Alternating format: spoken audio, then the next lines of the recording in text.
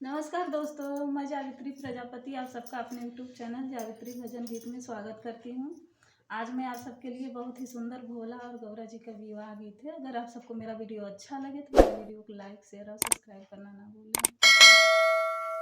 पर्वत वही पे बाजन बाजाए चल देखियाई गोले कभी या